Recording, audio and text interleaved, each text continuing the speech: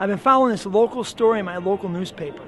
It seems that someone in my town, near my town, planted a church in their house. And it's been meeting there for years, apparently.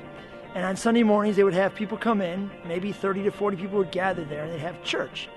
Well, at some point in the last year, they applied for a building permit with the city because they wanted to do some remodeling of this house. And when the building inspector arrived on the scene, he recognized that something was going on here that wasn't just regular residency.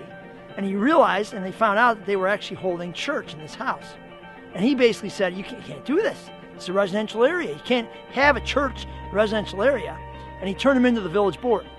Well, the village board sat around and debated this and eventually decided that they couldn't have church in this house anymore. They'd have to move it somewhere else. They said, you can't just make your house into a church.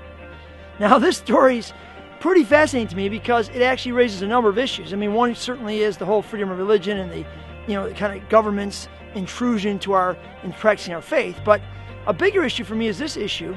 Why do we always think of church as a place that we meet, as a building we go to? Like as if moving them out of this house suddenly stops this church from meeting. I mean, the church is a people. It's a people of Jesus who have Jesus planted in them, going in a direction together as a people. It doesn't really matter where you meet. You meet anywhere you want. So it's interesting that our mindset around church is very connected to structures. How do you think about church? What does it look like for you? Does it matter? What if your church's building was gone? Would you still be a church just as much as you are now? Why don't you weigh in on this on Facebook? Tell us what you think.